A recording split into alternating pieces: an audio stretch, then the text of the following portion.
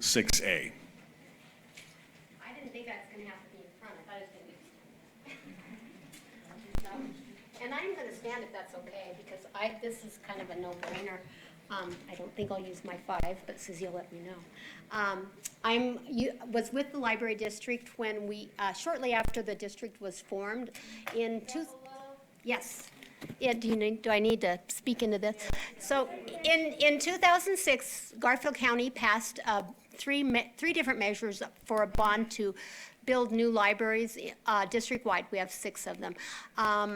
That passed in every precinct by a wide margin in some, and passed in every precinct.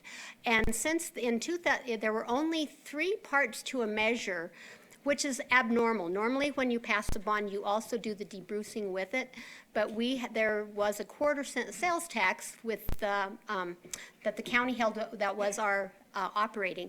So that was one of the measures, was to get that to the district, the formation of the district, and then the property tax, which is 1 mil, that we used to build, and now we are using to pay off the bonds.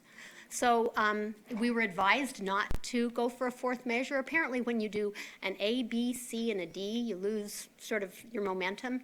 And had the economy proceeded in a normal manner from 2007 forward, we probably wouldn't have to do this. We wouldn't be asking you.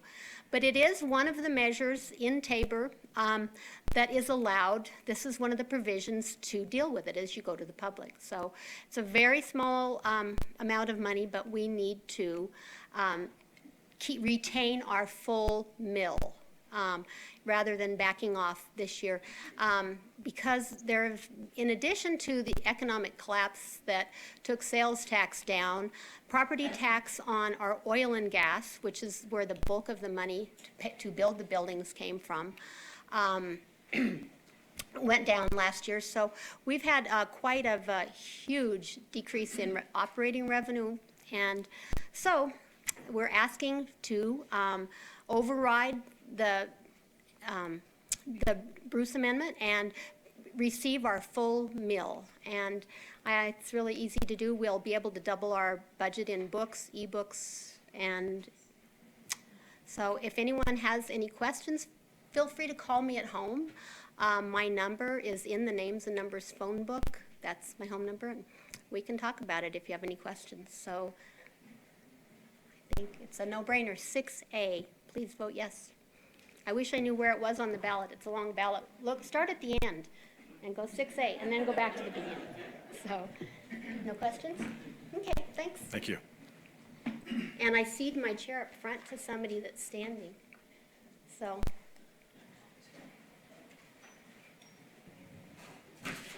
Next, we move on to RAFTA ballot issue 7A.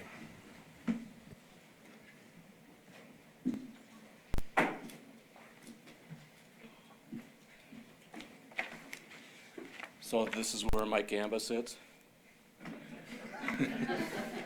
My name is Art Riddle. I'm on the board of directors of RAFTA. I'm also the mayor of the town of Newcastle. And I've come here to give some information about the 2.65 mill levy increase on ballot issue 7A, and I will hope that you vote yes for this. Does anybody remember what happened a year ago? Hey, Grand Avenue Bridge. Did you know that there was a 27% reduction in traffic due to the collaboration of CDOT, RAFTA, City of Glenwood Springs, Valley View Hospital, a lot of the major employers? Gould Construction bought their employees up to 30 e-bikes. Glenwood Springs contributed e-bikes to their employees. And this all contributed to a 27% reduction in traffic. So we know we can get this done with 7A, but we will need more reduction in this capacity.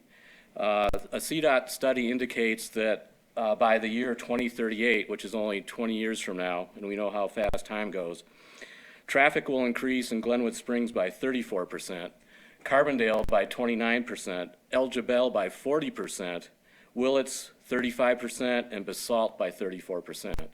That's a lot of congestion, and we have to get it reduced.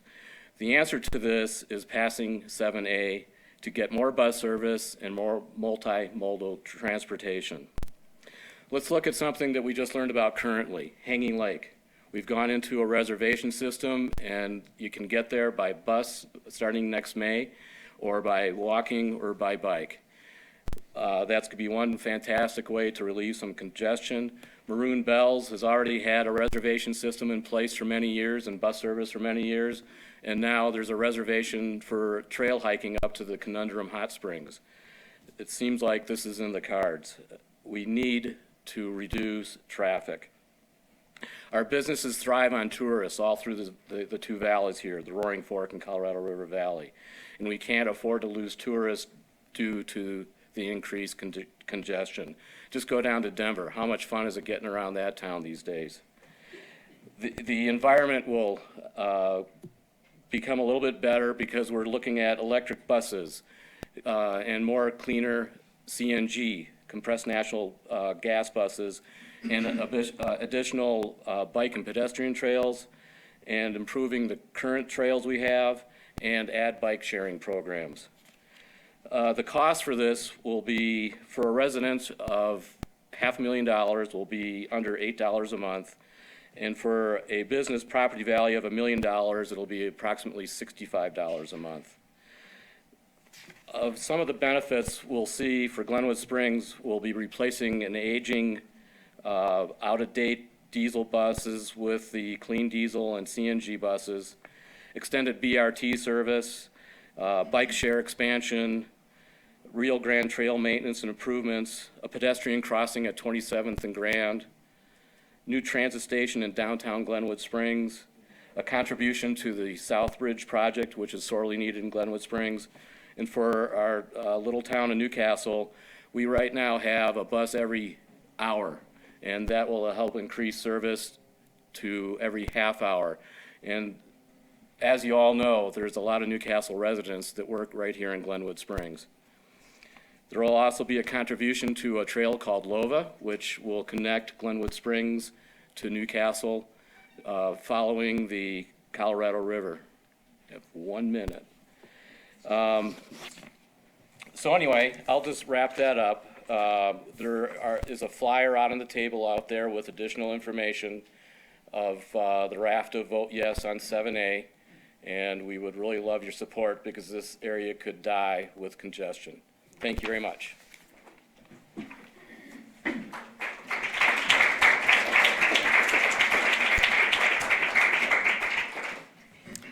Next up, CMC College District ballot issue 7D.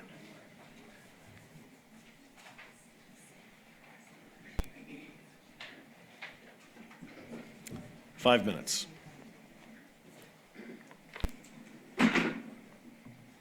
Hi, my name is Linda English, and I thank you for the opportunity to share with you the ballot initiative 7D in CMC this evening. It's important to note that 7D is not a residential tax increase. Rather, what it does is allow CMC to retain or maintain the and only the amount of property tax that it currently receives. So Colorado Mountain College's 7D will allow the college to continue to provide affordable education, critical career training opportunities for our first responders, our firefighters who worked overtime this summer, nurses and teachers. And it'll do that by protecting and preserving the current level of property tax that CMC is funded through. 7D is in response to declining revenues that have been caused by the Gallagher Amendment. CMC experienced a decrease of $2.7 million in property taxes this year, and is estimated to see another decrease of $3.8 million the next time Gallagher is adjusted. So the Gallagher Amendment is very complicated, and it is negatively impacting not only CMC, but any of the rural property tax supported entities such as our fire districts, sanitation districts, water districts, municipalities. What is Gallagher? Well, as I said, it's very complicated and certainly cannot help you to fully understand it tonight. But in a nutshell, it was passed in 1983, so it's been around for a very long time. At that point in time, the state had half of the population that it does today. And I would contend that it's very outdated, and that the permanent property tax cut that is the result of Gallagher was presumably an unintended consequence of the amendment.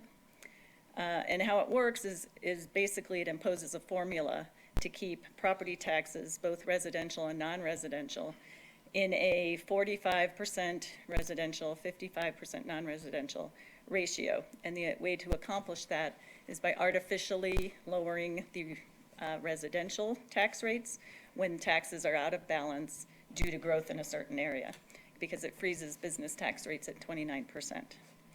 Therefore, the residential rates are the only rates that can be manipulated to keep that 45-55% ratio intact.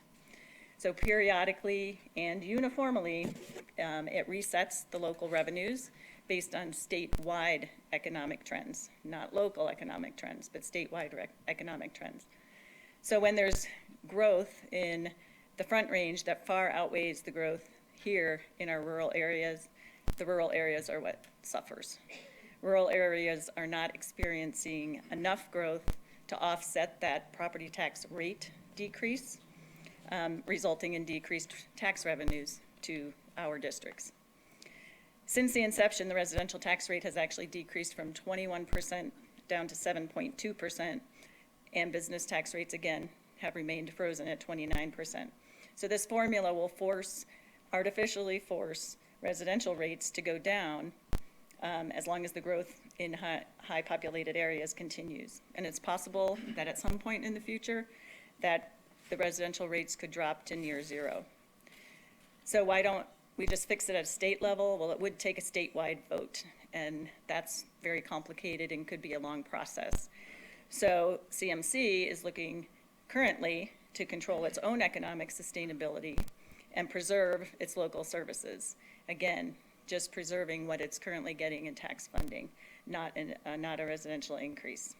And you may remember that last year CMC had a similar ballot issue on the ballot. That measure was supported 47% in the 6 counties that CMC represents or offers services directly. So it was very close.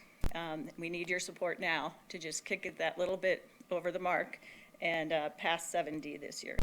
Why is it important to support and pass 7D? Because Colorado Mountain College has been the sole provider of face-to-face nonprofit higher education in a 12,000 square mile area on the western slope of Colorado for more than 50 years, serves 6 counties, and it's currently serving approximately 20,000 students per year. And in fact, Gallagher is undermining the expressed intent of voters in our CMC 6-county district who voted to support a 3.997 mill levy for CMC, which, by the way, that mill levy has not been raised in over 40 years. CMC offers each of our in-district graduating, oh, sorry, I didn't hear a bell. No, I wasn't. Please vote yes for CMC on 7D.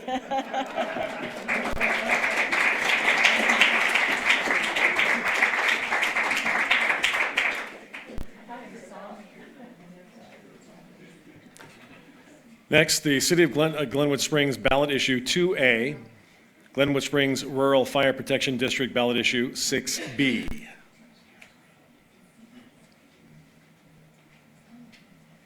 Now, our presenters could just project a little bit for folks in the back and out in the hall.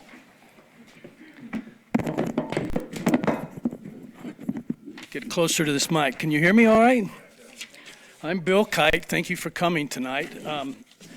I was a firefighter for a number of years for the Forest Service in major firefighting conditions and large fires. For 5 years, I was a volunteer fighter for the Glenwood Springs Fire Department.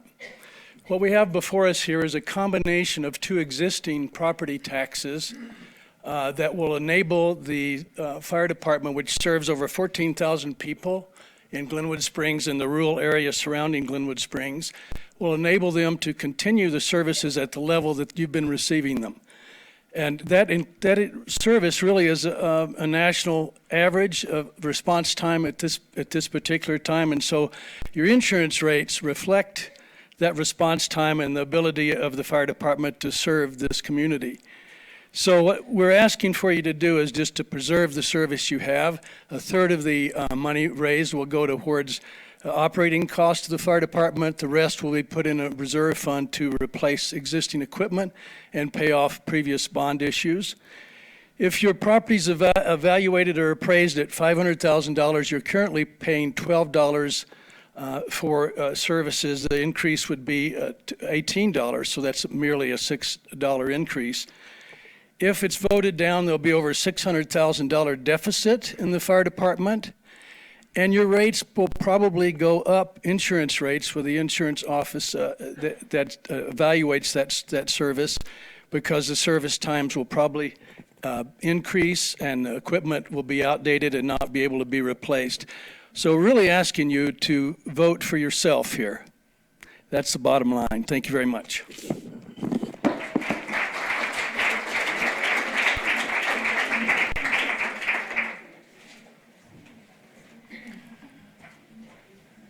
Next up, Colorado's 3rd Congressional District candidates. Reading a 5-minute statement, Diane Mitch Bush. Glad you made it safely. I understand there's some snow on the passes. Actually, there was snow on 131. It was awesome to see snow, and then we got to experience rush hour into Glenwood, which I've experienced before from the valley. I'm former State House representative, former 2-term Routt County Commissioner, and that's up on the border with Wyoming. You may have heard of the county seat, Steamboat Springs. I've lived there for 41 years. It'll be 42 years on Halloween that I moved there to ski for a year and finish up my PhD. I did both of those things, but I also learned what drought was. That was the 100-year drought, 76, 77. And that's when I first became interested in and started to really study and work on water policy. So that was a big issue for me in my 10 years as a county planning commissioner and also as a county commissioner and as a state representative, where I served on the Agriculture, Livestock, Natural Resources Committee and became the vice chair of that committee. I served on the Interim Water Committee, and I served on and then became the chair of the Transportation Committee. There, down at the Capitol, I earned a reputation for integrity, for honesty, for responsiveness, and always for transparency and accountability. More importantly, I think in this year for this office, I earned a reputation for working across the aisle. I was known for being on the other side of the aisle in the mornings. My Democratic friends would say to me, "What are you doing over there?" I said, "I'm getting to know my Republican colleagues like Bob Rankin, with whom I worked on a number of bills." Bipartisanship is critical, and we are totally missing it in the United States Congress. We need a congresswoman who knows how to do bipartisan work, who has brought stakeholders together around difficult issues and come to a consensus and agreement that works for the people of our district. Related to that, we need a congresswoman who knows what this job really is.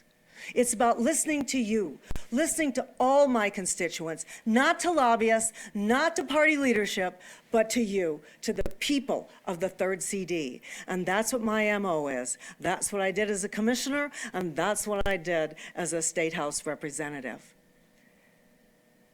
We've been moving backward here for a while, and I'm running to move us forward and to move us together.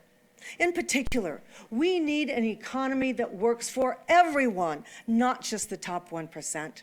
That means, first and foremost, investing in our infrastructure. You know, we used to invest in our people and in our infrastructure, and that made us strong and globally competitive. We need new federal investment in transportation, in water, in the electric grid, and in renewables.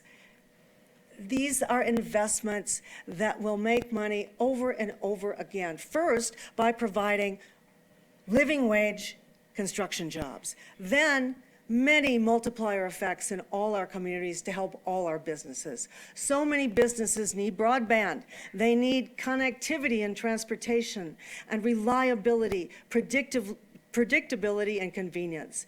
So if we can invest in our infrastructure, that's not just throwing money at things. It's investing in the future, in ourselves and in our children. We also need to support public education at all levels, from preschool to higher ed, and that means addressing the college student loan crisis. We need health care that works for everyone. And a number of us down at the Capitol in 2016 and 2017 tried to get the insurance companies to come clean as to what health care costs actually were. We worked on it and worked on it, he's smiling, but we never got a full answer. We need that at the federal level. Healthcare costs, not insurance costs, healthcare costs are a black box. We need transparency, and we need to bring down these ridiculously high premiums for health insurance. We have that dubious distinction of having the highest health insurance premiums in the country. No more. We need to change that at the federal level. We also need to bring back science-based environmental protections, and we need to keep our public lands public. They're critical for our heart and our soul, but they're also the basis of our economy in the third CD. So there are many things we need to do. You can go to my website, Diane for Colorado. These cards you can find out in the lobby, as well as signs and other things. If you're going up Valley towards Carbondale this evening, we're going to have at 7:30 a Get Out the Vote rally. Love to welcome you there. And most of all, I want you to know that I will work for you, not for lobbyists, not for the party, and certainly not for the Koch brothers. I will work for you. That's my MO, that's who I am, and that's what I'll do as your Congresswoman. Thank you so much.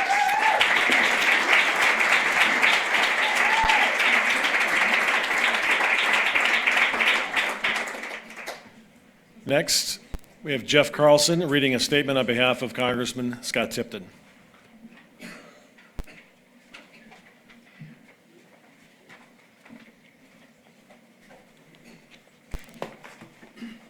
Good evening, everybody. I'm Jeff Carlson. I'm a native Coloradoan. I'm a local businessman, and it's my privilege to speak on behalf of Scott Tipton tonight. In case you didn't know it, Scott grew up in Colorado, just like me, raised his family here, went to college. He's been living here and working here, and he knows what people in the 3rd Congressional District really want and need. In Washington, Scott has been fighting to put more money into the pockets of hardworking Coloradoans and create jobs in the 3rd Congressional District and eliminate burdensome regulations that prevent small businesses, farmers, and ranchers from achieving prosperity. I know because I go to Washington at least twice a year, and 3 years ago I was there every month, working with Scott on issues that Diane is interested in. In the last 2 years, if Scott was here, he would be telling you about the last 2 years, the significant progress that's been made on a number of issues, like cutting taxes for Coloradans, which has yielded an increase of about $1,417 back into the pockets of the residents of the 3rd. They've worked with the president to implement executive orders that have benefited our farmers and ranchers by rolling back the burdensome waters of the United States rule, repealed the individual mandate in Obamacare, and implemented legislation to address the opioid crisis that's affecting so many of our fellow citizens. Congressman Tipton has worked to increase the number of guest worker visas, the H-2A, and the H-2B, and he does not support separating families at the border and immediately has pushed back. He's urged the administration to end the practice and reunite the families. You know, Scott, from protecting our scenic beauty and open spaces like the Hermosa Creek Watershed Protection Act, or supporting the Chimney Rock National Monument, to the healthy forest legislation, or and all of the above bill that was passed, all of the above energy bill that was passed in the House, Scott continues to do good work for all of us in the 3rd Congressional District. But while we've made great progress. There's a lot of work to be done. We need to revitalize the economy to the standard that the nation is feeling or that the Front Range is feeling. We need that to be felt here in the 3rd Congressional District. While Scott has continued to focus on common sense solutions to our problem, his opponent has made it clear that she's going to pursue government-run healthcare systems. She would like to increase taxes. That's a job-killing idea, and she'd like to, it will result in taking money out of our pockets after we're just starting to recover. So let me just tell you, Scott is honored to be the representative in the 3rd Congressional District, and he's going to continue to fight every day for Coloradoans in our district working towards practical solutions for our economic prosperity, for safer communities, and for thriving communities in generations to come. I know Scott, I've worked with Scott, I trust Scott, and I support Scott Tipton for Congress, and I'm asking you to as well. Thank you.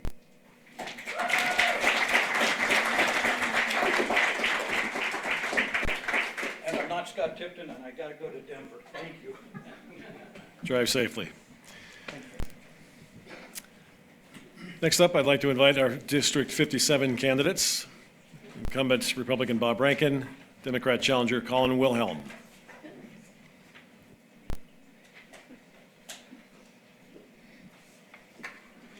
Here, let me switch it.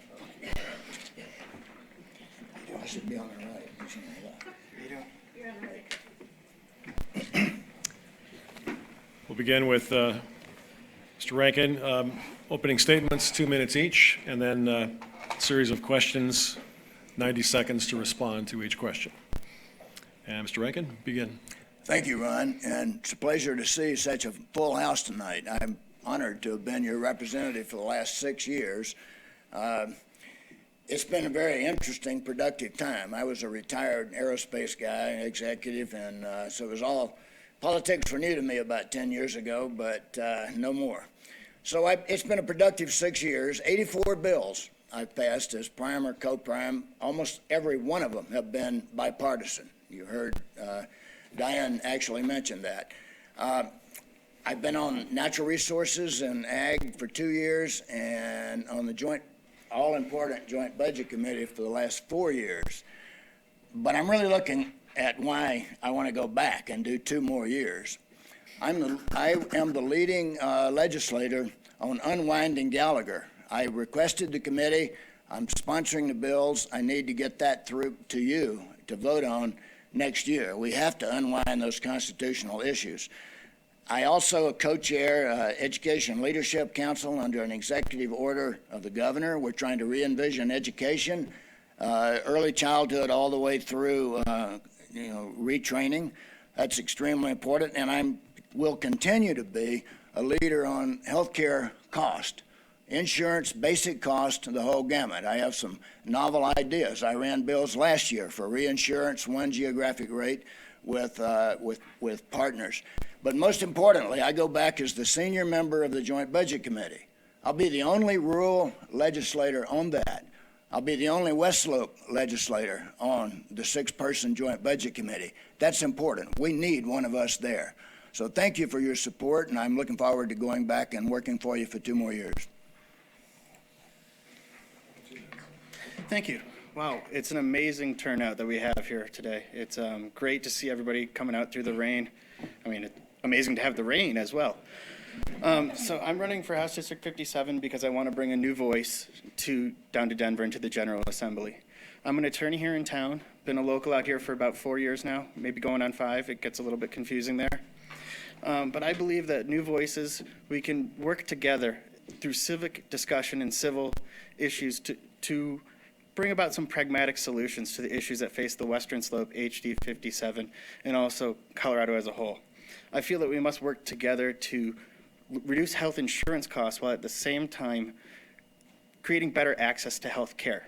Health insurance and health care are 2 separate issues to me, and I want to tackle both of them at the same time. We also must at that same time increase mental health care capacity on the western slope. It's currently lacking with 64 beds on the entire western slope of Colorado, and that's about to double. Well, it's going to double to 64 beds. I apologize. And then we must also figure out pragmatic ways to fund teachers and teacher support pay. I also believe in protecting Colorado's open spaces and our wildlife and also our waterways. Again, I'm running to bring pragmatic new ideas to Colorado, and I hope to get your vote in about a month. I know there's a temptation after each answer to maybe burst into applause and ovation. If we could refrain from that, we can applaud when the discussion concludes. So if you wouldn't mind, just for the sake of time. Our first question is for Colin. Immigration. What will you do on the state level to keep families and workers healthy, whole, and safe? Well, first of all, we need to protect our children, whether they're undocumented or not, and have them continue to have the right to go to school. We cannot let that erode. We should also allow them to continue to get state tuition if they want to go into state schools, undocumented or not. Whether they're undocumented or not, they need to be able to achieve their educational goals. That way, if they adjust their status at any point in time, they can become an active member of society. My law firm that I own is an immigration law firm. That's part of what we do. And so I understand what fears the undocumented population and even the documented population have in this country right now. We've been working with them a lot, and I want to continue to keep those goals, but I also want to make sure that there's protection in place in Colorado to allow them to get health care.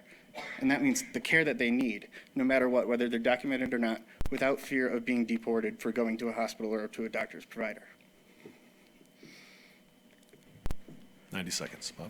Well, I feel like whether you're documented or undocumented, if you live in my district, I'm responsible for supporting you, helping you. And we've got too many people living in fear.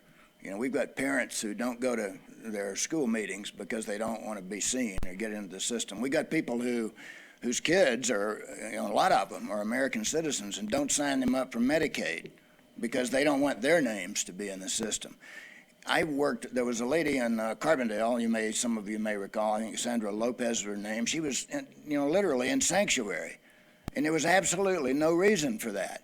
So I called ICE and wrote them a letter, and as Representative Tipton and his staff also did. But, their answer was, she's not even on our list. She's so far down the list. We're dealing with trying to find criminals that need to be deported. So, in the end, I hope I was instrumental. I'm not taking credit for it, but they did write her a letter and say, you're not on the list. You are so far down that list, you're in no danger. She's now back with her family. That's the kind of thing we ought to be doing, and we can do as a state. We can relieve the fear. There's so many millions of these folks, and we need them. We need their labor. We have people, for the Christmas season, stores can't hire people. We need to be able to put these people to work productively, let them pay taxes and feel safe. So I don't know what we can do at the state level. We keep trying, but I would support anything that would make these people feel safe here. Next question, being with Bob. With the recent improvement to the state revenue situation, what are your priorities for spending the money specifically for education and transportation? You're on my subject now. So, our state revenue is really, really good. We came up with $1.2 billion last year that we didn't know we had. And it all happened because of the improving economy and the tax changes. So what do we do with that? And I am the representative for the Western Slope on the Joint Budget Committee. We put $500 million in transportation. We put $225 million against para to try to make that soluble. And we put $666 million more than the previous year in K-12 education. So that's a 10% improvement in education. We can do that again this year. The budget is so good. And the Medicaid used to be increasing at 9%. Last year it increased at 3.7%. It's flattened out.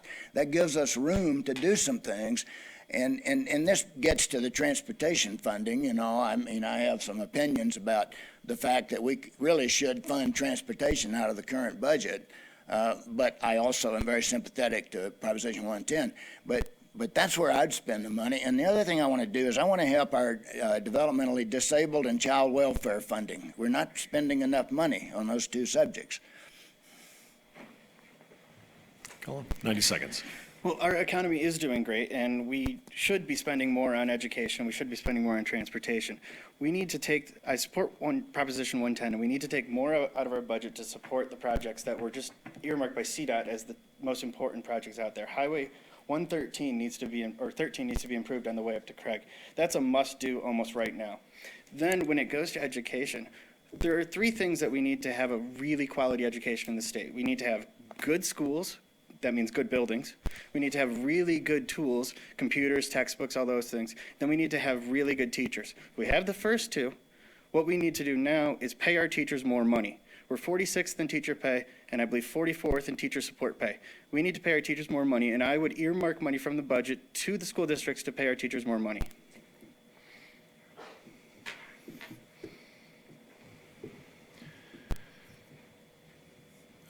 What are the best alternatives, if any, to the Gallagher Amendment that are being discussed at the state level?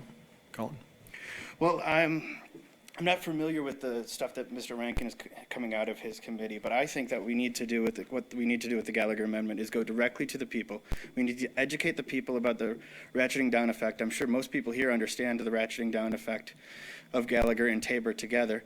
And then if we can get the entire state to understand that, we need to take an amendment to the Constitution to remove Gallagher and remove Tabor from the Constitution. To me, that's the only course we can do. We don't need to work these workarounds anymore, these stop-fix gaps. We need to actually get these out of the Constitution because, as we just said, our economy is doing great, but Tabor and Gallagher combined prevent us from spending that money properly that we need to. Yes. So out of the committee, we do have, we just voted last week to refer 3 bills. One of them repeals Gallagher. It'll be on the ballot next year. The other one replaces Gallagher in statute so that we can protect homeowners because in some cases, these rapidly rising home prices, we really do need that protection. In the meantime, unfortunately, we've got fire districts and CMC, by the way, are my heroes. They ran this bill last year, and we're trying to educate people, so that bill's good. But there's several thousand of these special districts that would have to run those elections. So we need a statewide fix for this. We've got fire departments out selling fire trucks, because they see this coming. And so we cannot let that happen. So we got these bills in place, and I was really encouraged. I was the only rural guy on that committee. I was the requesting legislator, but I had 40 co-signatures after I requested it, and I was afraid that I wouldn't have support out of front-range legislators. But it came out really well in this committee. The sponsor actually the prime sponsor of the repeal is a front-range Republican. The prime sponsor of the replacement bill is a front-range Republican. That is big politically. I think we can get this done. And that's the first step in unwinding this tangle of constitutional changes or, constrictions on spending money and setting the priorities for money in the legislature. I'm going to ask for your position on one of the propositions on the ballot. And Susie, I'm going to give him 2 minutes because I'm going to throw in 74 as well. So your position on Proposition 112 and Amendment 74, somewhat related. Who's first? Bob. Me? All right. Yes. Well, I oppose 112. I believe, along with Congressman Polis and Governor Hickenlooper and Governor Ritter and many others, that it would devastate oil and gas. And look, I represent the Piceance Basin. This is the second largest deposit of natural gas in the United States. Even if I do feel that we will transition away from fossil fuels eventually, but no matter how fervently I feel about that, it's my job to represent the jobs and the economy of my district. How could I ever, support something that almost everyone says would devastate the economy? The only reason you would vote for this is that you want to do away with the oil and gas industry in Colorado. You want to talk about 74? 74, yes. So 74 says, it's really an interesting thing. because it says if the government has a policy or a law that changes the value of your property, then you can sue. Now, eminent domain said if they take your property, right? But this says, that let's say 112 passes, and your property sits in the setback zone, and so it cannot be developed. So your mineral rights that you own, it's a split estate, so you may own the surface, you may own the, if you own those mineral rights, you probably cannot develop them. At least you might be able to develop part of it by horizontal drilling, but you could certainly make the case. And that's not the only situation. If the government was going to build a building in the proximity of your property, you could say that decreases the value of my property, and you can sue based on value. So what's predicted here, and I philosophically, I love the thing. It says the government can't come in and take my property. But practically, it's going to result in an awful lot of lawsuits. It's a lawyer's dream. And I tend to vote against anything that's a lawyer's dream. Well, I am a lawyer. See? And I oppose 74. 74 to me is a taking issue. And that we already have eminent domain, we already have the constitutional taking clauses. We don't need another one that expands the taking power even more and would cause endless numbers of lawsuits against local jurisdictions in local cities. Also, if you look at what happened in Oregon in 2004 or 2002, when they passed a law similar to this, I believe there was almost $7 billion of lawsuits within the first 6 months up there in Oregon after a bill similar to this. So I oppose it for that. It's just going to hamstring the local governments, and more money is going to end up going to these lawsuits, and the lawyers will love it. I'm not one of those lawyers that would love it, but many of them would. In regards to Proposition 112, it's a health and safety measure first and foremost, and Representative Rankin says he has to look out for all the jobs here, but he has to look out for all the people too.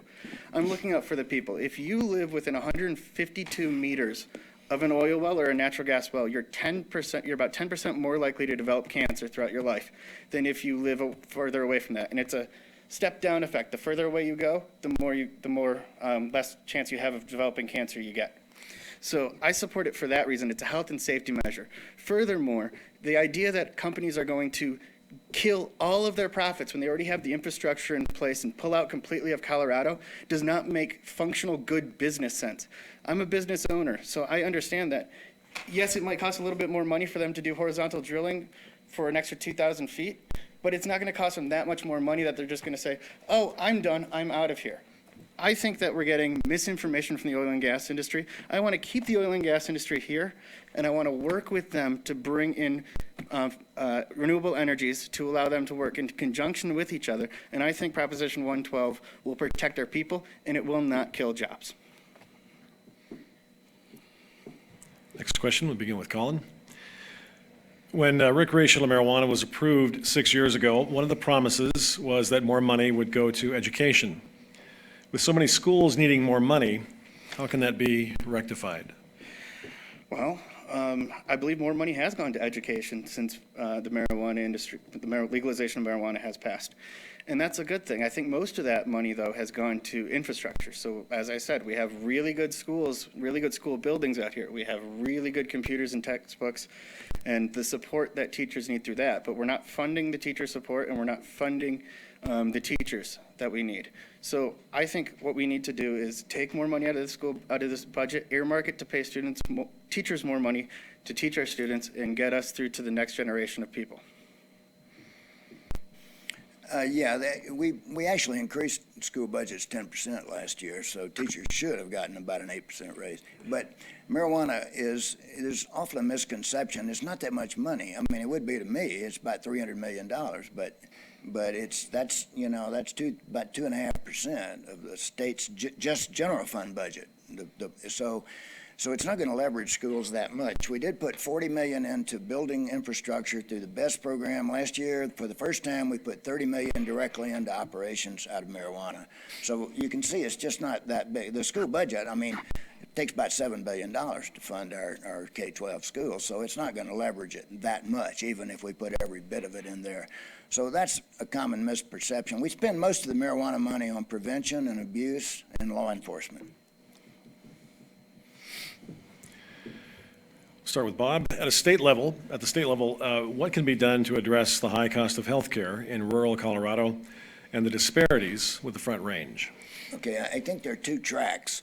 One of them is stuff I've been working on for a couple of years with mostly, well, very bipartisan, to find short-term solutions to the problem that in Region 9 we have the highest healthcare insurance cost, individual insurance cost, and some group cost. We only have one provider because it's a risky business and nobody wants to be in it. So I've run bills for 3 years on creating one geographic rate. Our rates would go down 30%, Denver's would go up 5%. So, you know, that's fair to me. I can't get it passed because we don't have the votes. We're outnumbered, you know. Rural legislators are vastly outnumbered.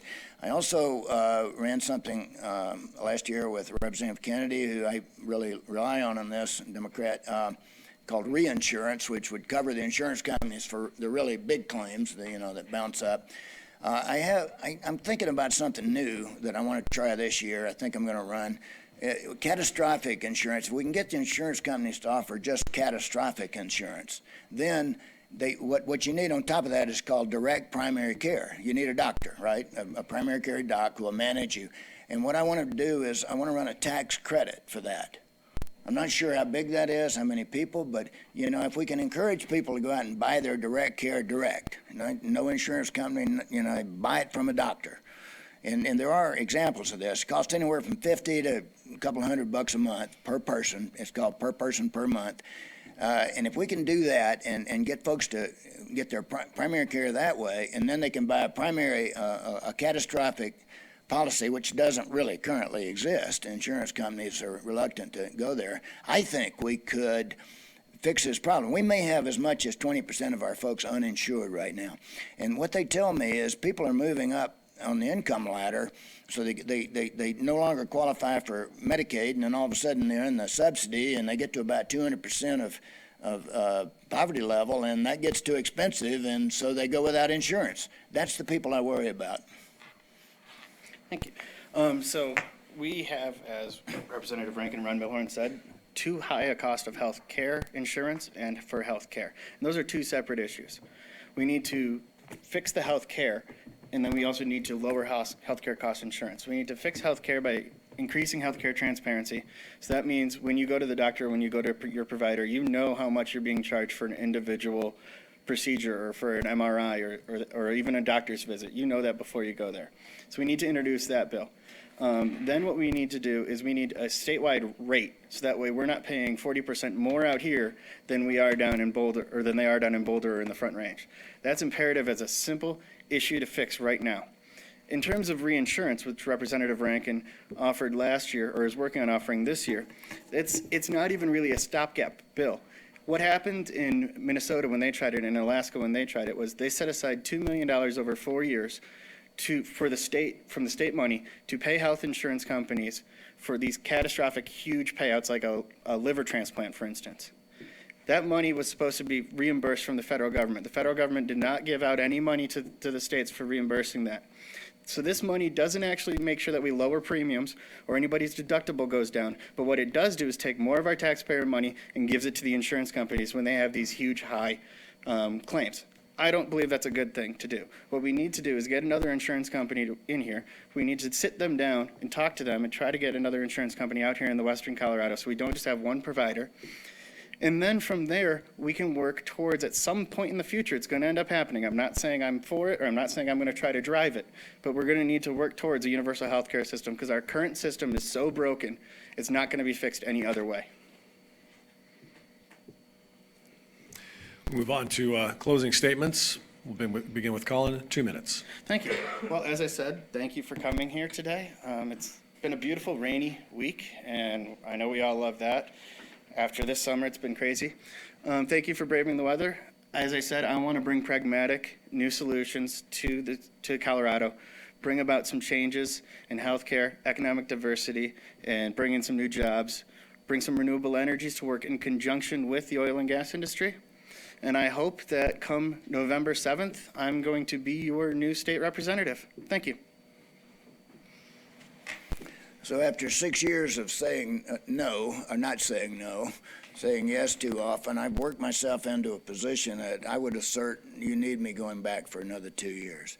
I'm a leader on getting rid of Gallagher. I'm actually a leader on healthcare cost. I'm a leader in education vision, and I've always been an advocate for equal opportunity for rural kids. That's my whole thing on education. So I think I can do us a lot of good. And we need a voice. We're outnumbered. Rural Colorado is, outnumbered like 12 people out of 100 really represent rural Colorado.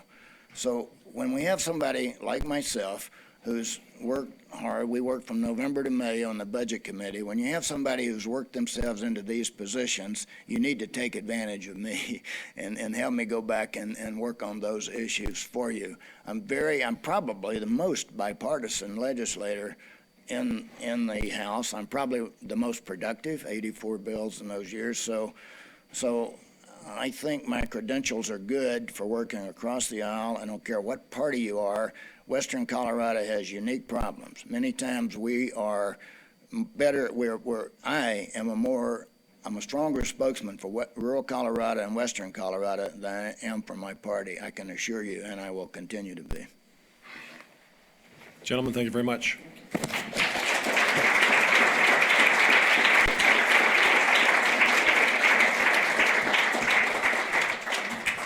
At this time, we're going to take a 10-minute break. And when we come back, we'll have clerk and recorder discussion and wrap up with our commissioner candidates. 10 minutes.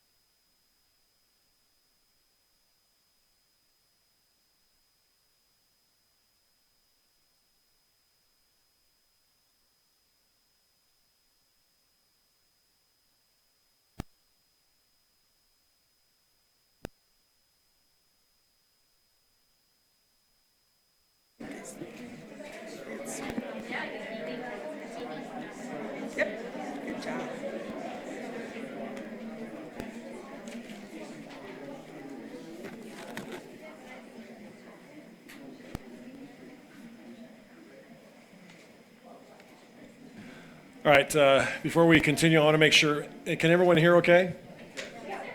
Okay, very good. We move on to clerk and recorder, Jean Alberico and Bonnie McLean. And we'll start with 2-minute opening statements. We'll begin with Jean. Thank you. Thank you all for being here tonight. This is wonderful to see the turnout. I'm Jean Alberico, and I am seeking re-election as your Garfield County Clerk and Recorder. Experience matters, and I'm the candidate that clearly knows and understands the multitude of responsibilities required of a county clerk. Just a little bit about me. I was born and raised in Glenwood Springs. I'm the big sister in the Naden family. I earned a degree in early childhood education from the University of Northern Colorado and owned and operated a large daycare center in Carbondale for several years. I've been married to my husband Steve for almost 44 years. We adopted our 3 children in 1995 and have 7 adorable grandchildren. 6 of them have just moved to North Carolina, and I'm telling you, I'm missing them big time. I've worked in the county clerk's office for 36 years and am finishing my 3rd term as county clerk. When I applied to work in the county clerk's office in 1982, I never dreamed that this job would become a career. I quickly discovered that I liked the wide variety of work, enjoyed especially the daily interactions with citizens, and liked the challenge of an ever-changing job, because we certainly are at the mercy of the state legislature each year when they decide to change things up, and then it's up to the county clerks to implement those changes. I hear concerns from citizens all the time about election security, and that's a top priority for the Secretary of State and county clerks. I am proud to be part of an election process that is recognized nationally as Colorado being the safest place to vote in the country. Colorado County clerks conduct secure, accurate, fair, and transparent elections. The county clerk is also an agent for the Department of Revenue. And even though I don't work on the motor V line every day on a daily basis, I am still the motor vehicle expert in the county clerk's office. 2 minutes. Thank you. My name's Bonnie McLean. I'm running for Garfield County Clerk and Recorder. I'm running because I have great care for the prosperity of the residents of Garfield County. I have roots here. My father used to own the Ferry Caves for over 30 years before they became the Glenwood Caverns. I have administrative expertise I want to use to advocate and be a liaison between you and the county by establishing greater service, both personally and via technology. I want to provide you, the customer and taxpayer, integrity of service by providing better and more efficient ways of recording documents, issuing licenses, having interactive websites with better controls and efficient elections. I believe by having an extensive college education and many years of experience in public administration with a proven record of accomplishment in leadership and management, I will lead the clerk and recorder team to be more professional, and they will love it.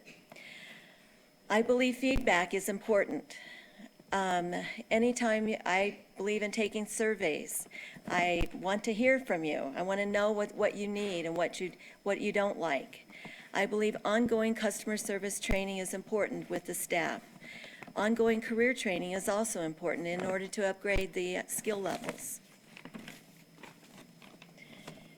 Integrity of service to the customers. I want to eliminate redundancy, modernize the office with making procedures and processes easier for all. I want to avoid embezzlements. I want to monitor financial transactions and institute modern practices for tracking finances. Working in public and political environment at the City of Sunrise, I manage relations between the City Council and the City Manager for over 13 years. We were also Customer Relations Department for the citizens of Sunrise. Time. Okay, well, here we go. Let's get going. Sorry. First question, we'll start with Bonnie. Bonnie, where specifically has Clerk and Recorder's Office lacked in customer service, and what would you do to change it?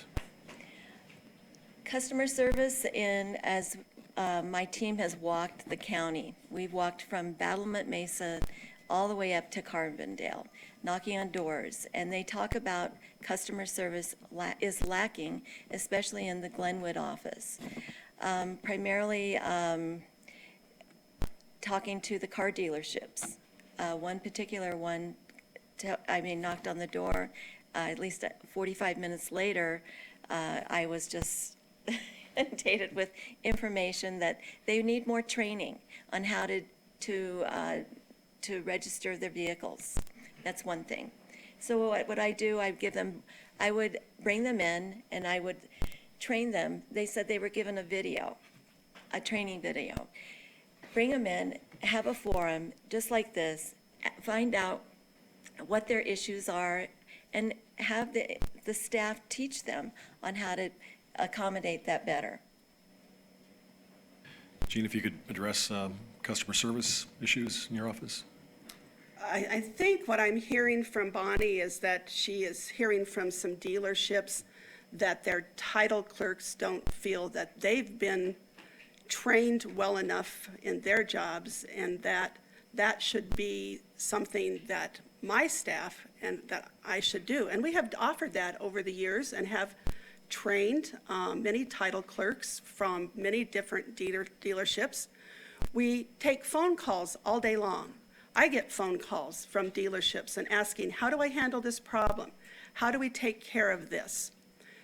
We have a big turnover in the dealerships in their title clerks, and things change on a very rapid basis in the county clerk's office on how processes are handled. And we try to keep that information, get it out to our dealers, to our citizens, and I spend a lot of time with training my staff. We do a lot of hands-on training. They're sent to regional workshops. There's webinars, and there's abilities to do computer training. And we've spent hours and hours and hours training for this new system that just went in place at the state level in all county offices statewide. I had 2 employees who spent almost a year and a half on the development team so they could provide their fellow employees with a head start on the new system. We all had a full week of training, and I've been working with the training committee for the new Drives project. Gene, what specifically have you done to change policies and procedures in the office since the embezzlement cases a few years ago? How can you ensure the public that it won't happen again? Well, the first thing we did when we discovered the McMillan embezzlement is that I brought in outside experts who reviewed all our processes. At the same time, we worked with a certified forensic examiner from the Colorado Department of Revenue, who then reviewed and helped with the investigation, and he also made many recommendations to us. So we totally redesigned the way we balance out and how money is deposited. And the auditors have made many recommendations that we have followed. In the last audit, they recommended that my bookkeeper not have her own cash drawer. And she works, she's a motor vehicle clerk. She's had 11 years experience, she's bilingual, and she needs to work on the counter because the bookkeeping job in the office is not a full-time job. So we put in compensating controls, and the auditors said, and you can see this on the meeting when the auditors talked, if you go to the county website on July 9th, Paul Bacchus from McMahon & Associates said that there was not a weakness in having her have her own cash drawer, as long as we had the compensating controls in place and made sure that we followed those compensating controls. Bonnie, based on your professional experience, is there anything you would have done differently or you would do to ensure that money's secure? Well, we're talking about this most recent audit. Okay, there were 3 embezzlements that were prosecuted. This last year, in June of this year, they did an audit for the 2017. There were 4 issues. 3 of them, they felt comfortable that the departments were going to correct their problem in 2018. The only one was it was the clerk's office. The clerk's office, they did not recommend that a bookkeeper who reconciles books also has a cash drawer. That's a pretty simple fix.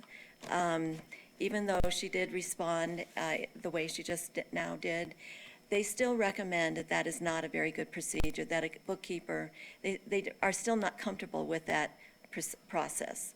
So what would I do? I mean, I work for RAFTA. We take in a lot of cash as well. We do not allow bookkeepers to also have cash. Every process is separate. Every procedure, nobody does reconciling and taking care of cash. They change it around constantly. I would have definitely supported what the auditors said, and I would have changed that. It's a simple fix. Next question, we start with Bonnie. How would you treat same-sex marriages as clerk and recorder? I uphold the laws of the land.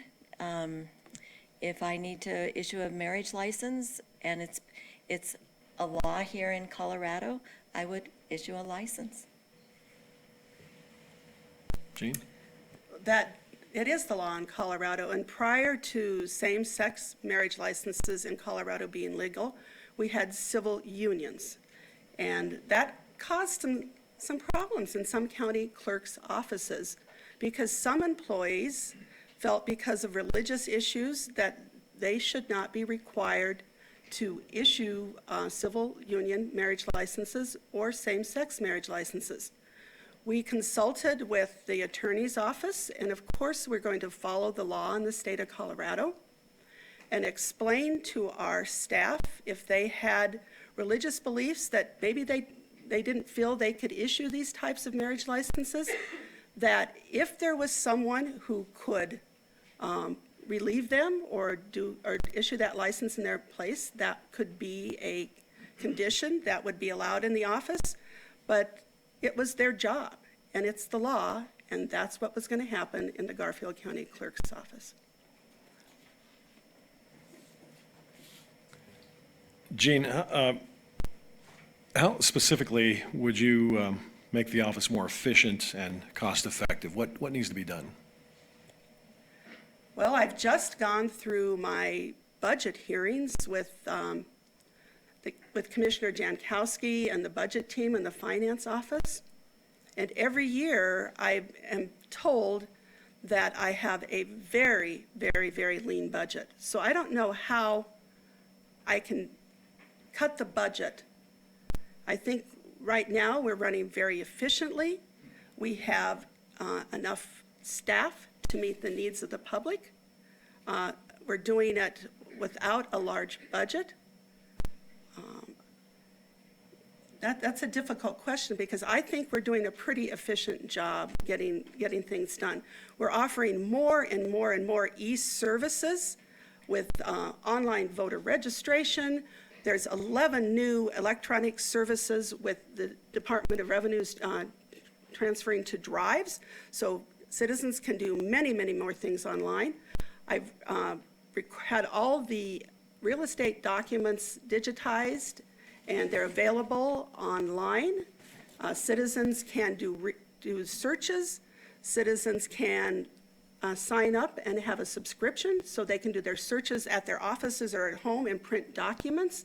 I think we're doing a pretty good job. A couple of new things that are coming down the line with legislation that was passed this year but is not going to be effective until probably next year, is the ability for lenders and car dealerships to file their paperwork electronically with our office, like the recording has been done for many, many years, is filed electronically.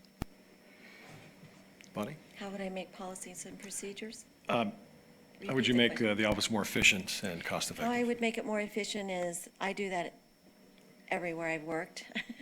I'm an industrial engineer, so what I would do in this office, I would get to know every staff member personally, and understand their positions.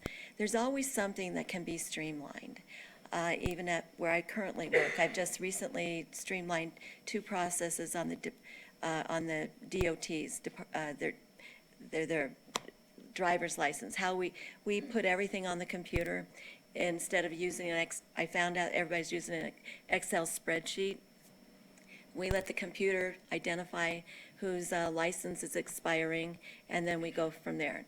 Every organization has something that can be streamlined. It's just a matter of identifying it, and that's what I would do. I'd get to know the employees and their positions and figure out where can we make this easier. We'll move to closing statements, 2 minutes. We'll begin with Jean. The county clerk is responsible for motor vehicle titling and registration services, document recording, conducts countywide elections, facilitates voter registration, assists with liquor license applications, issues marriage and civil union licenses, processes applications for birth and death records, and serves as the clerk to the Board of County Commissioners. Experience does matter, and I am the candidate that has the expertise and knowledge needed to run an efficient and effective county clerk's office. I am a motor vehicle expert, a certified election official since 2006, and I recertify every 2 years. I am a proven and effective leader who has embraced new technology and the opportunities to provide new e-services in every department in the office. An example of this is something that just happened recently. Because of the huge growth on the Front Range, many of the county clerk's offices are understaffed, and they've started using kiosks to allow their customers to come in and purchase their renewals using the kiosks. And now these kiosks are showing up in King Soopers on the Front Range. As soon as I was able to allow our data to be shared with this vendor, it has allowed Garfield County citizens who are in 11 different counties that are using the kiosks across the state, and it's allowed our citizens to renew their vehicles away from home. If you got a kid in college at Fort Collins, they can go into Larimer County and renew their license plates there. I am passionate about my work, and I'm honored to have served the citizens of Garfield County for the last 36 years. I will continue to work towards the goal of providing excellent customer service to everyone who needs the services provided by my office. The office will continue to embrace upgrades and innovations in technology, but my office will always be an office where when you call, a person will answer the phone. I'm asking you to vote for me, to make your decisions early and make my judges happy, and turn your ballots in before 4 o'clock on Election Day. Thank you. Bonnie, 2 minutes. I have over 20 years of public and private administration experience and the education experience necessary to modernize the systems and implement changes to prevent theft. I will restore the integrity and professionalism in the county clerk's office. It's a reflection on me. It's important for me to have integrity in the clerk's office. I am passionate about serving the citizens of Garfield County. My work history is a record of great accomplishment. I will work hard and extremely hard to improve the integrity of the clerk's office. I will be the first in and the last out of the office. When you receive your ballot, I am asking that you vote for Bonnie McLean for Garfield County Clerk and Recorder. It's time for a change, fresh eyes, new ideas. Vote for Bonnie. Thank you.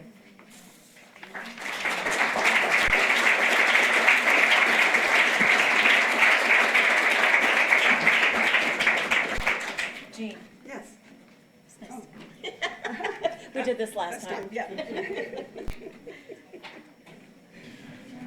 Next up, Garfield County Commissioner candidates. Incumbent Tom Jankowski and challenger Paula Stepp.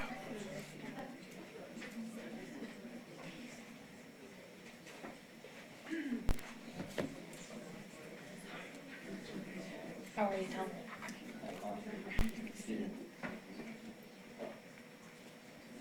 Make sure I have my right name.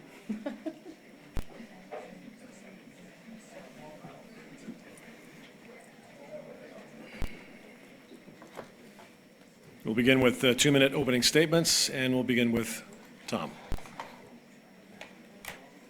I'd like to thank everybody for being at this forum, and I appreciate your time and your consideration. I'm a third-generation Coloradoan. I've lived in Garfield County since 1985. My wife Nancy and I have 6 children, 1 son who's deceased, and I've worked at Sunlight Mountain Resort since 1985 until I just retired this past summer. I want to talk a little bit about my qualifications. I think qualifications are important this time around. My opponent has never held public office and has limited business experience. I had the unique opportunity to run a private business and report to a board of directors. And I have a background in operations, capital projects, planning on public lands, accounting, budgeting, and human resources and personnel issues. I've sat on the board of directors with Glenwood Chamber Resort Association and for Colorado Ski Country USA, and I'm past chair of both those organizations. As a county commissioner, I'm very proud to say that Garfield County has some of the best, one of the best qualities of life in the state of Colorado. In fact, I think we're envied by much of the state of Colorado. I'll work hard, and I'm committed to the future of Garfield County. I have 2 grandchildren, August and Fisher, and they both live in Glenwood Springs. And when they both live in Glenwood Springs, and I want to ensure this quality of life for their future. During my tenure, we've had some great improvements. In areas that we all value: economic development, job growth, and also and infrastructure improvements. And I want to ensure that our standard of living and also, I'm going to stop. Paula, 2 minutes. My name is Paula Stepp, and I would like to be your next Garfield County Commissioner. I have lived and worked in this county for the last 40 years, and I have lived and worked, and the work that I have done has a broad business background. I actually have worked in publishing. I usually work my way up into a management position, and that usually means starting to look at the bottom line and figuring out what to do next and how to grow business. It's been an important part of my role, whether I was working at a newspaper here originally when I first got here, or whether I was the associate publisher at Big Stone Publishing.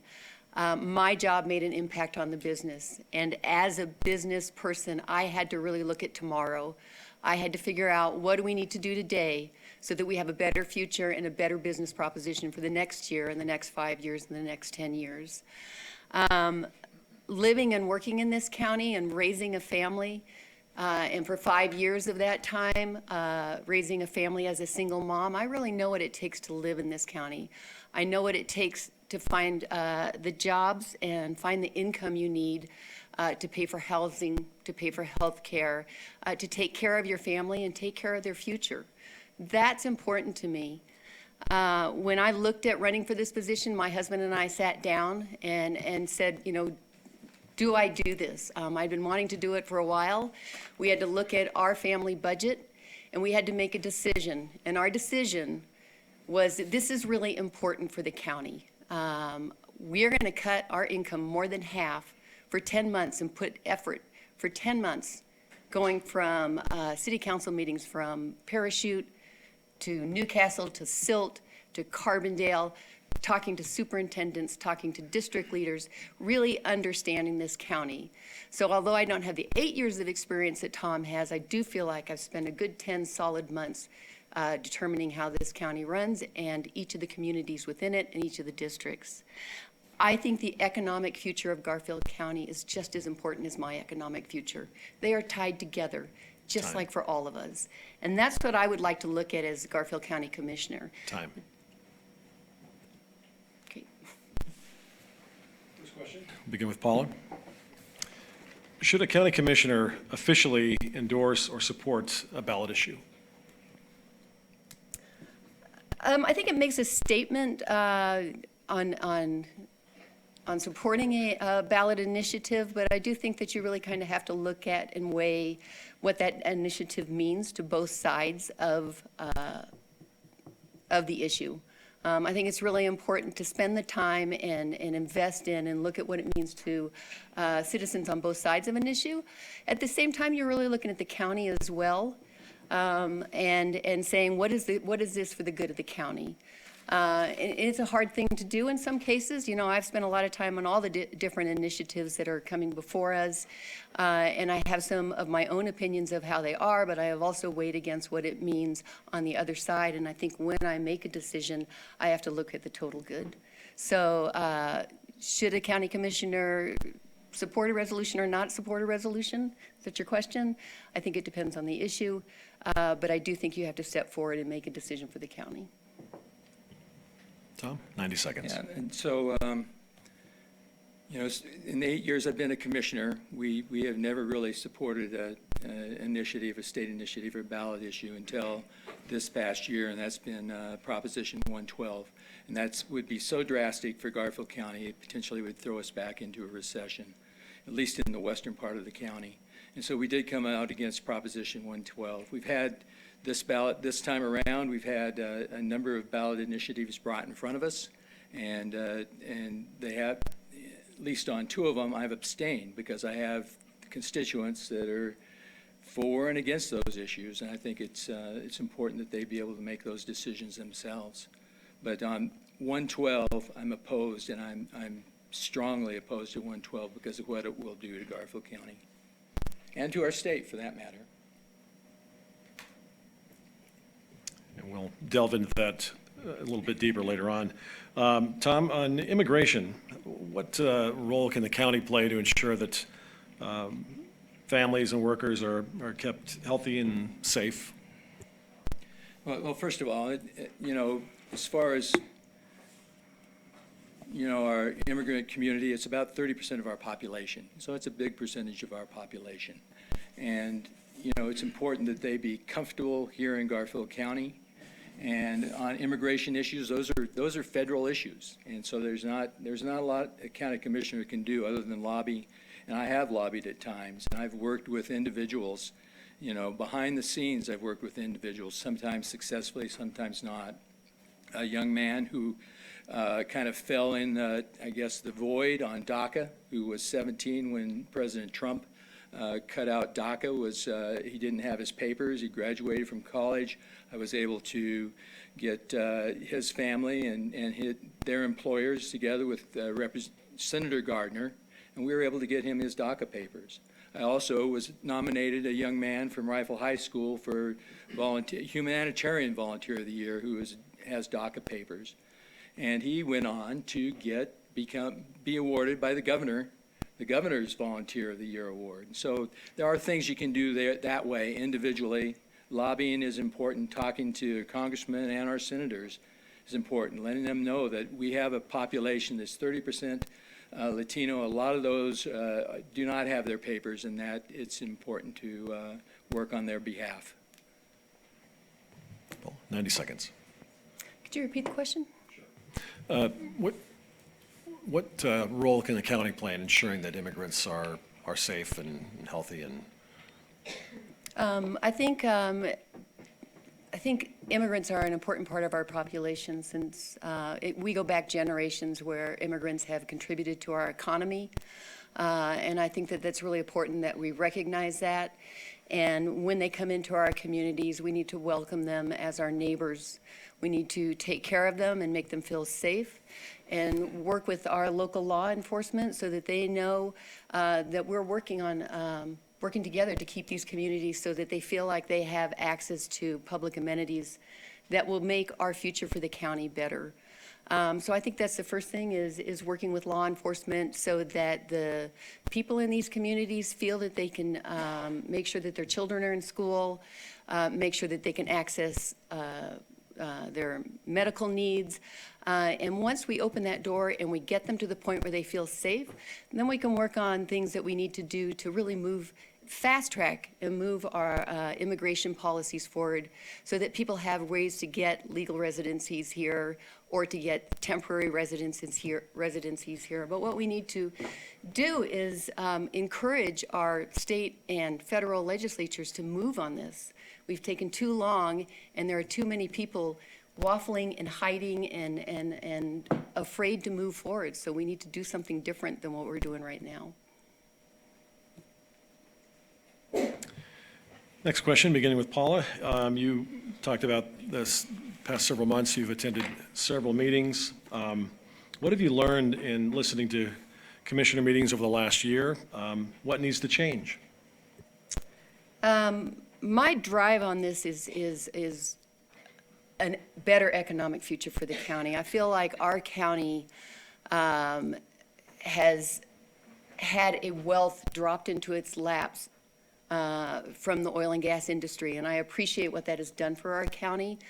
But what I would like to see us do, and what I wish we had done when we were at the height of that economic wealth, is work with our communities to make our communities so much stronger that new business wants to come here. I don't want to rely on one industry. I think it's so important and it is so feasible that we could bring other businesses here and have other economic opportunities to balance that out.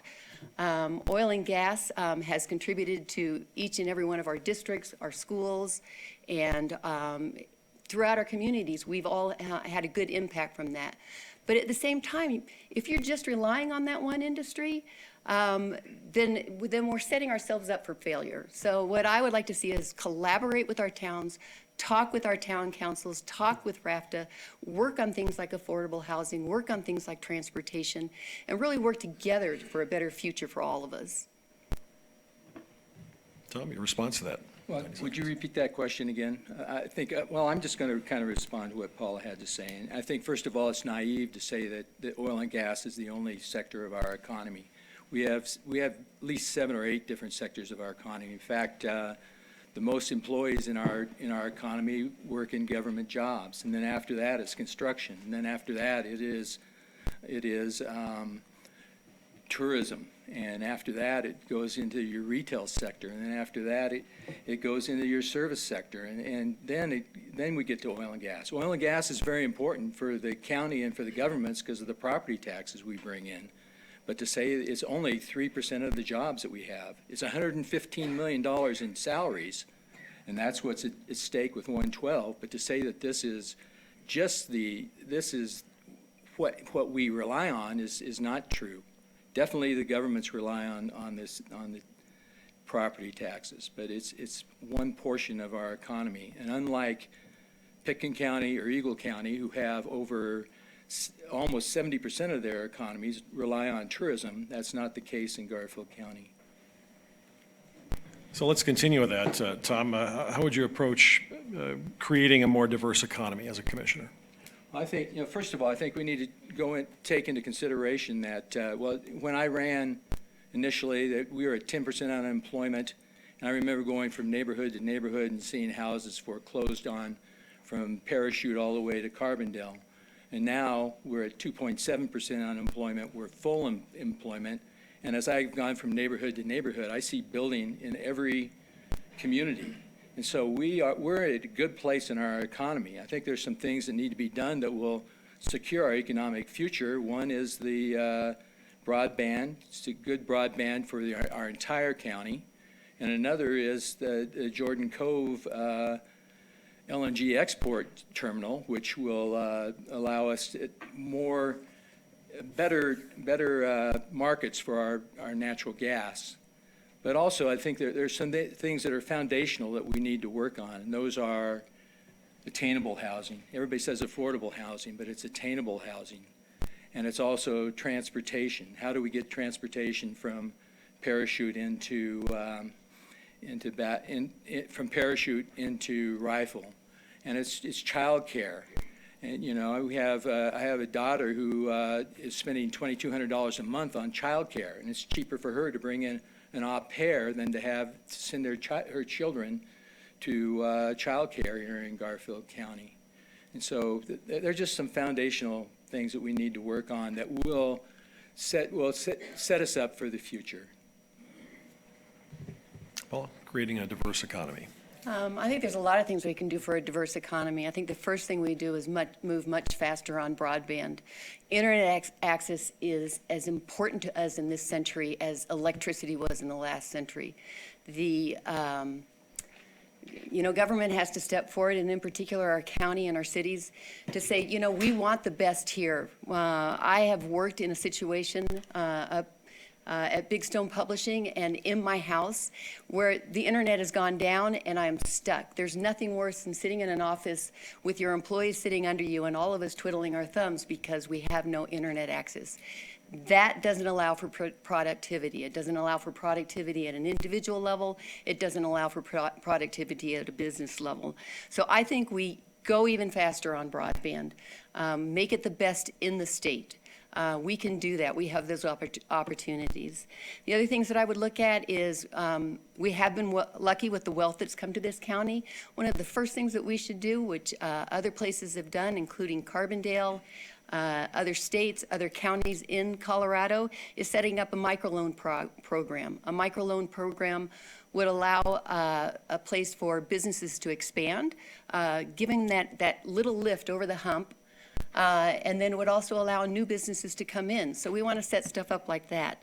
The hemp industry, the outdoor industry, expanding our trail system and taking advantage of our natural resources that are above the ground here. Research pocket parks. And more. Paula, what can Garfield County gain from building partnerships with communities, special districts, and neighboring counties? Immediately, we can start working on some of our common problems. I would love to see us really jump in and figure out what to do about affordable and attainable housing. We cannot have a middle-income families all the way from Carbondale to Parachute going, how can I find a house? When Rifle is looking at 100% occupancy on rentals, when the school districts have turnovers because people can't find housing, when we have teachers right now in RE1 still sleeping on couches waiting to find a place to live, we have a problem, and we need to work on that together. And that ties back to transportation. Because we're pushing our families down valley, down county, we need to take care of that right now. We need to step forward and go, how do we be a partner?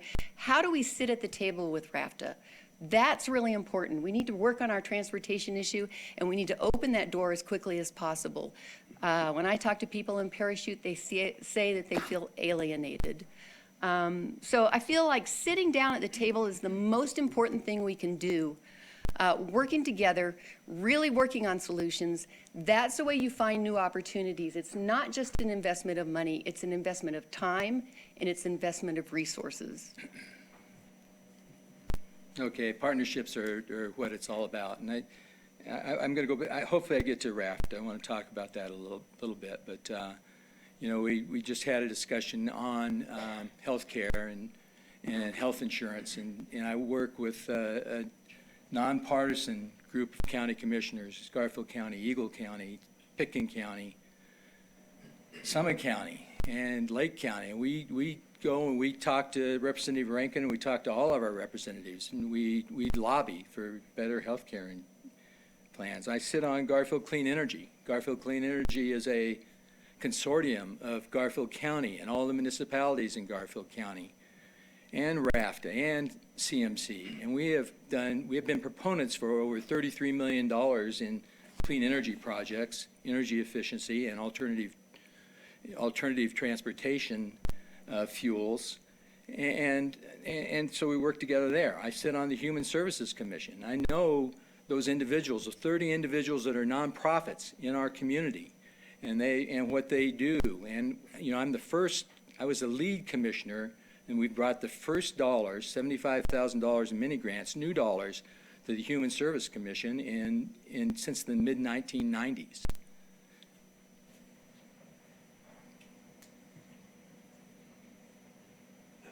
Tom, please address the approval of the special use permits requested by URSA for projects within the Battleman Mesa PUD.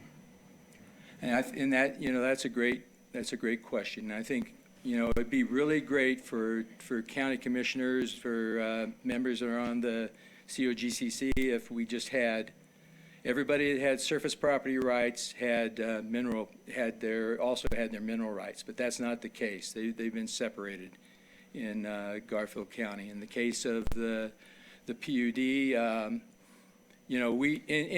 first of all, in Colorado and in Garfield County, it's almost always the Colorado Oil and Gas Commission that does the permits for drilling. But within the PUD, we played a part in that.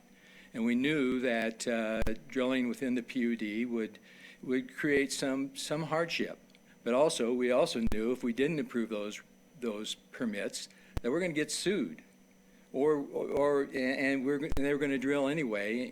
And so we sat down and went through 3 days of hearings, and we sat down with the battlement concerned citizens who are opposed to drilling, and we listened to all their requests, and we put those in conditions of approval. And we had air monitoring, and we've had our oil and gas liaison staying on top of what's going on. And I'm happy to say that the drilling's done on the B and the D pads, and that they're now in production. So,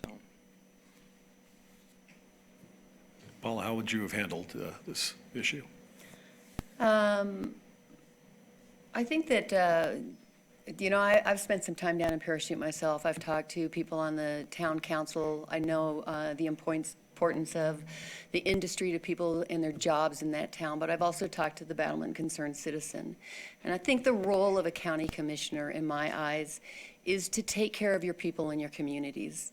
The county commissioners in these kind of situations have the authority to recommend other options. And I think it's really important that we not just cater to the oil and gas industry on what they want to do, but say, where else can you go? What else can you do here so that you're not making the impact you're making?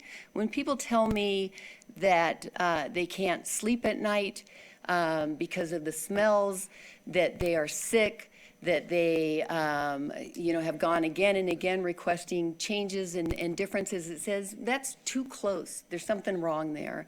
And I know the COGCC set up a 500-foot setback for homes, but I am asking, why isn't that 1,000 feet like it is for schools? And why doesn't that take into account the safety and the health and the environment of these communities as well as their property values?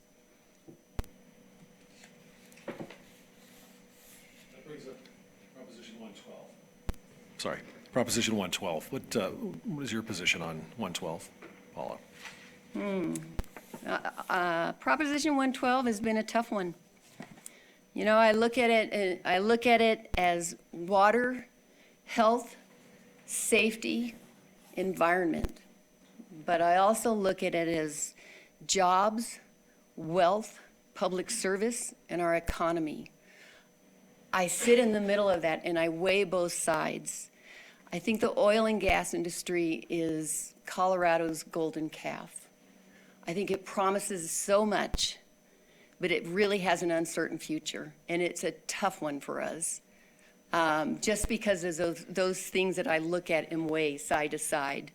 As a commissioner candidate, I really do see that 112 will affect, our budgets of our school districts, our budgets of our towns, our budgets of CMC, our budgets of library districts, our conservation districts, and our county. It'll make a big difference in the short term and in the long term. But we have no control of oil and gas prices, and our economies have changed with the whims of the market, not because we do things and put regulations in place. As a citizen and as talking to people at Battlement Mesa, I really see their concern about fracking at their doorstep. I see the impact it has on their health. I see the fear they live with because of their safety. I see their diminished property values. So as a citizen, I do worry about that future, and I worry about that future 5, 10, and 20 years out. Tom, 112. Well, as usual, my opponent didn't answer the question. She didn't answer the question. But I'll tell you what 112 is about. It's about children, it's about families, it's about community, it's about putting parachute and rifle back into a recession. You know what? During the drilling in Battlement Mesa, the value of houses went up at least 10%, and people were moving in. And I did walk neighborhoods when there was fracking going on. But 112 has a potential to limit the government, all governments in Garfield County. But let's take the fire district in Battlement Mesa Parachute. 85% of their revenues, property tax, come from oil and gas. Let's take the Parks District. 87% of their revenues come from oil and gas. Let's take Grand River Health. Grand River Health. This is healthcare in Rifle. 75% of their revenues come from the oil and gas industry. This is a big deal, and it will hurt our economy. It will hurt people. It will hurt people. It will hurt children. It will hurt teachers. You're in our county. This is a really big deal, and my opponent sits on the fence on this.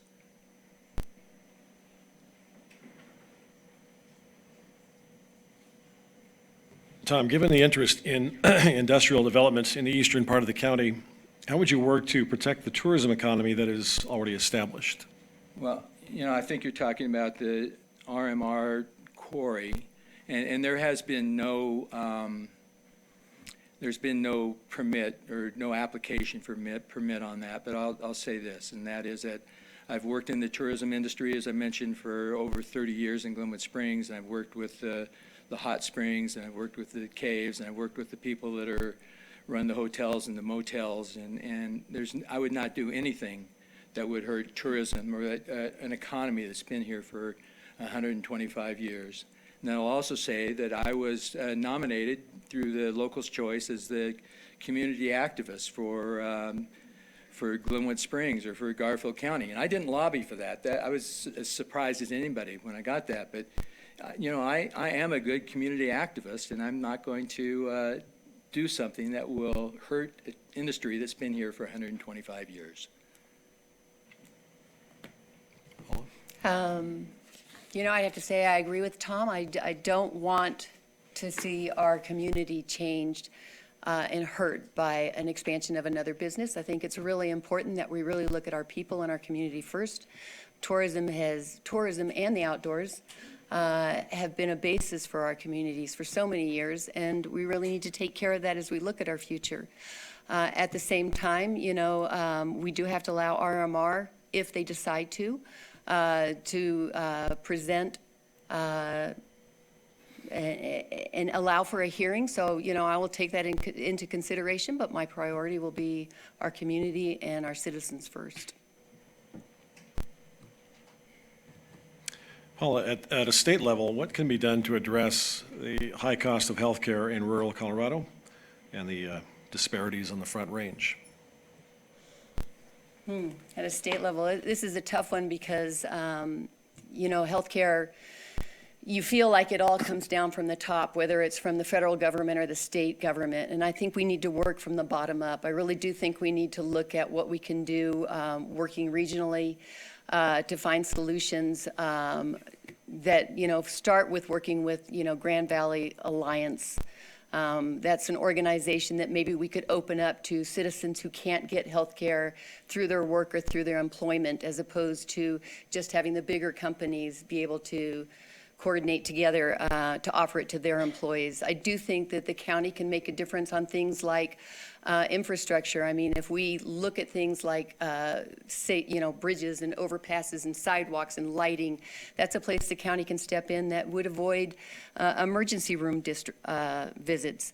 I feel like we need to work together with other counties. I've sat down in a number of meetings with different commissioners from other counties, as Tom has mentioned he has done, to say, what can we do regionally? I was most excited to hear at Summit County that Dan Gibbs was working with people who had put a study together to see what the actual costs were, to see if the county itself could offer a countywide plan to all of their citizens. Those are the kind of things that I'm looking at, is working with our legislatures, working with our state, but also looking to see what we can do locally at this level here. So healthcare it's a national issue. There's no doubt it's a federal issue. But there are things we can do at the state level that will help some of that. And I just mentioning Dan Gibbs, I think back to just last November when I was on one side of the room and Dan Gibbs is on the other side of the room and the governor's speaking in the middle, and we're both going, we need to take care of healthcare in rural Colorado. This is a crisis. And, we have middle class, now that we have 27% of our populations on Medicaid, what we have is we have the middle class, those individuals that have to buy individual insurance that are going without insurance. And so working with those counties, as I mentioned, is very important. But what we're doing is we're lobbying our representatives such as Bob Rankin, and we're trying to help them push through things such as reinsurance. Reinsurance, although it would have created another kind of a state health insurance for over $100,000 in claims, it would have brought down health insurance in Garfield County about 30%. And it would have even brought down individual health insurance on the Front Range 20%. But then there was a 2% cost for all other health insurance carriers they would have had to pay 2% more, and that died in legislation. But Representative Rankin is going to bring that back, and we need to be at the table, and we need to testify in favor of that. Just keep hammering the fact that rural Colorado is being left out when it comes to health insurance. Tom, what would you do to improve social services in Garfield County? Well, I'm proud of the safety net we have in social services. I talked about the Human Service Commission and how important that is. So we have a safety net, and we have dollars come down from Washington and from the state, and they're there for social service issues, whether they be senior services or child welfare, and so on. But that safety net is there, and sometimes it's a tough one. But for the employees that work within that safety net. But also the Human Service Commission and those 30 plus, and it's more than 30, but there's 30 plus agencies that work on human service issues in Garfield County. And to support them, we have almost a $500,000 grant process that they go through to support them. I mentioned the mini grants. And I think something that I've talked about and I'm concerned about is the opioid epidemic, but also the methamphetamine epidemic and what that does to our families and what that does to our court system, what that does. I mean, it creates a real issue, and I don't know what to do about it, but to just start working on it and being involved and participating. And that's something I'm going to do in my next term. Paula? I think social services goes back to a better economy, and if you look at that and you go that we have affordable housing and we have transportation that we need, we support our school systems, looking at how we can help them with setting up different, I know it's a different district from us, but maybe we can work on some infrastructure for better futures for people. So I really look at an economy as driving better social services opportunities. RE1 is ahead of the pack on being able to supply family resource centers. I'd love to see us do that so that RE2 could do the same thing. I know right now we have to rely on our social services. I think the other part with social services is really looking at mental health. I'd love to see the county jump in and start talking about how we can help with the problem that we have in mental health in this area, and that leads to homelessness. I know homelessness has become a big issue here in our county in the last year or so. We've had discussions on whether or not we should support this community of homeless people. And when you look at the fact that there's 134 kids in our RE1 school district that are homeless, you really got to take a different look at what does homelessness mean and how can we help that. So I think there's much more that we can do. And to start with that, I think we really need to look at a better economic future for the whole county. Paula, if elected, what would your budget priorities be?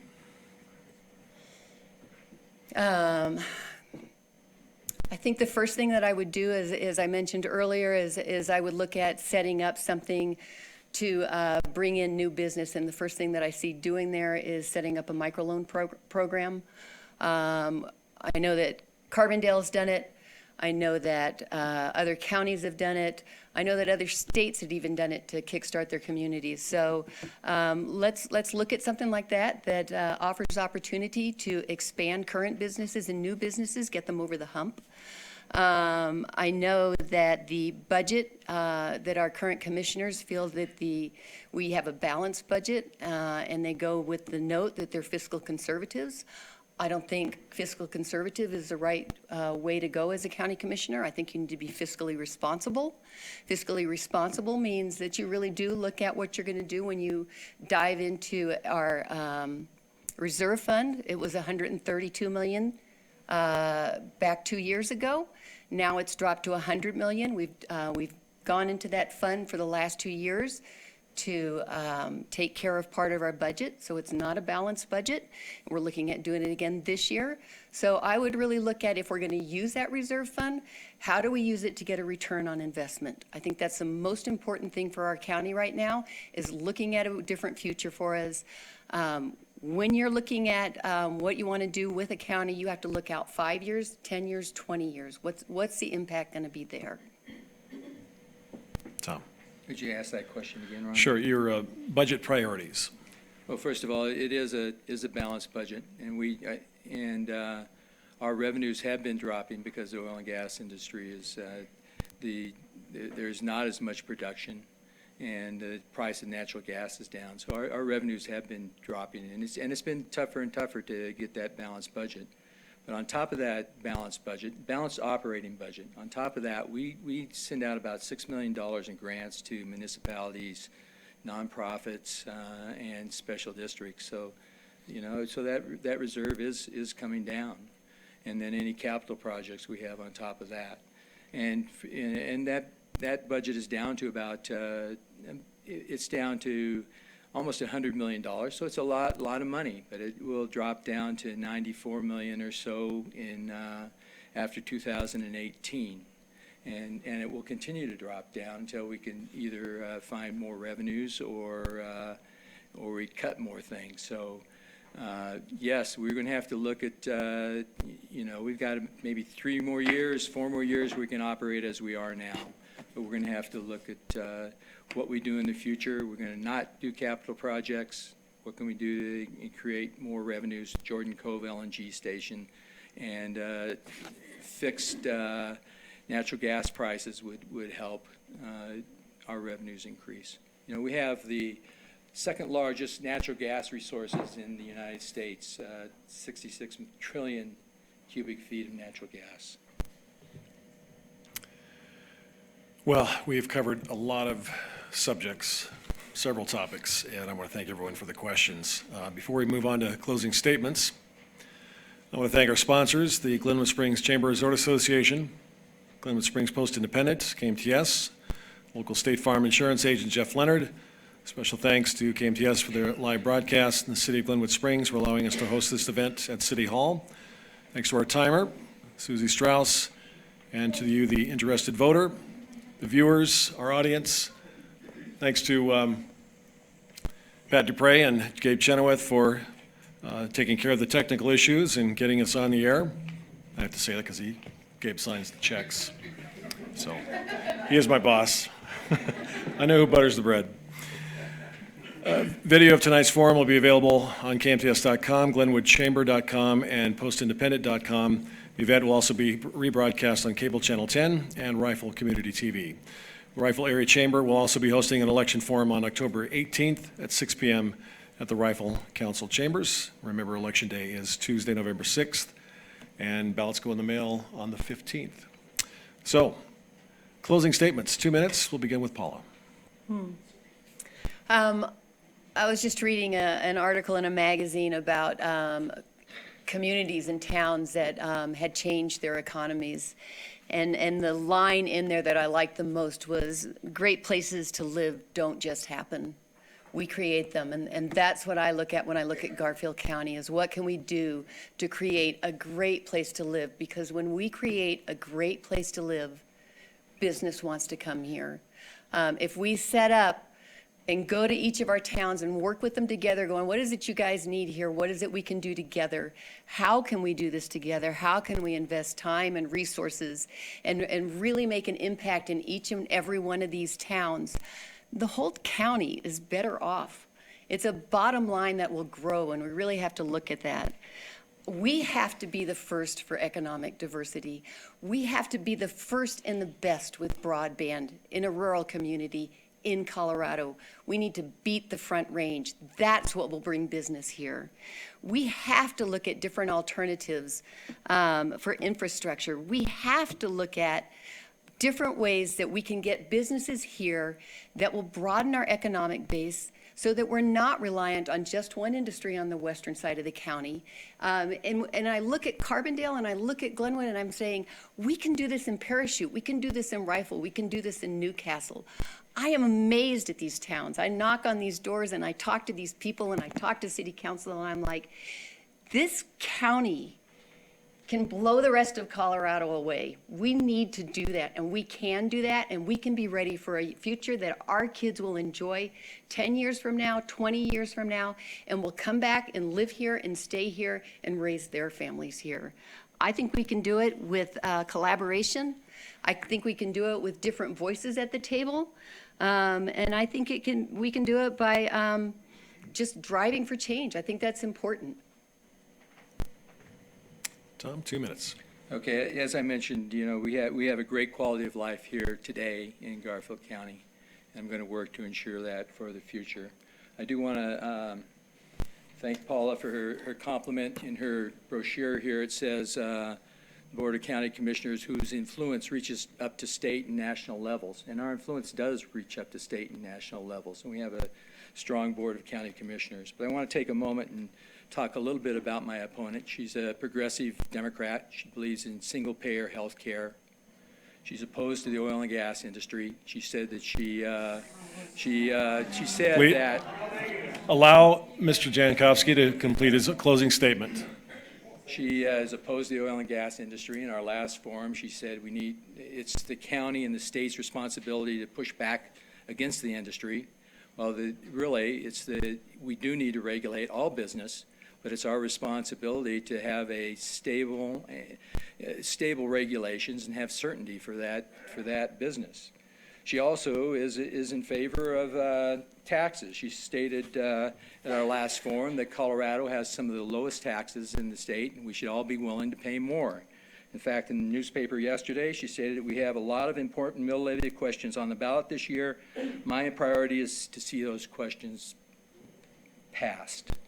Now, we have a moment of silence at the beginning of our board meetings, and I just say, dear Lord, please let me be humble, let me be respectful, let me listen, and let me make the best decisions that I can for Garfield County. And then when I make decisions, I'm talking to people that are right in front of me. And those decisions aren't partisan.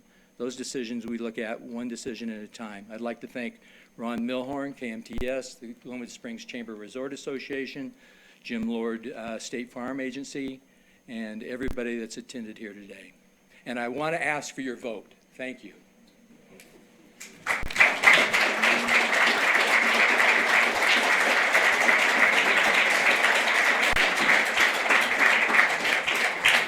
Thank you for your attendance. Remember, Election Day, November 6th. Have a good evening.